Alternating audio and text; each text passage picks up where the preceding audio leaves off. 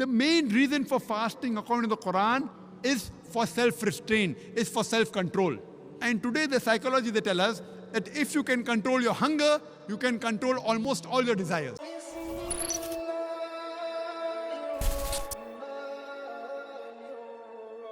The third pillar of Islam is zakah. Zakah means to purify. And in Islam, every rich person who has a saving of more than the nisab level, more than 85 grams of gold, he or she should give 2.5% of that saving every lunar year in charity.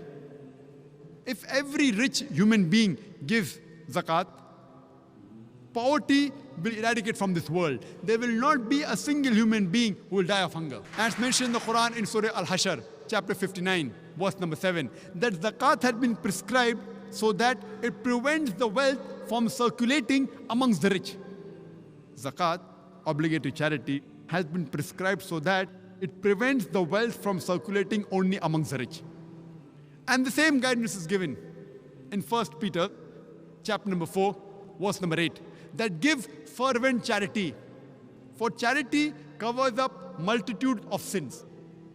The fourth pillar of Islam, it is Sawm, that is fasting.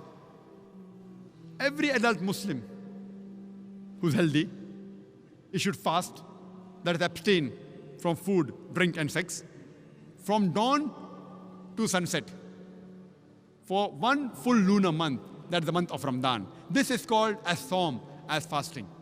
And it's mentioned in the Quran, in Surah Baqarah, chapter number 2, verse number 183, that fasting has been prescribed to you as it was prescribed to people who came before you, so that you may learn self-restraint.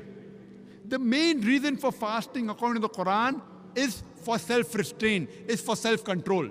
And today the psychology, they tell us that if you can control your hunger, you can control almost all your desires. And there are various benefits of fasting, medical benefits, other benefits. You can give a talk only on benefits of fasting. For example, today medical science tells us that if you fast the way Islam prescribes for one full lunar month, it increases the intestinal absorption. It even reduces the cholesterol level. If you can abstain from smoking from dawn to dusk, very well, you can abstain from smoking from the cradle to the grave. If you can abstain from drinking alcohol from dawn to dusk, very well, you can abstain from drinking alcohol from the cradle to the grave.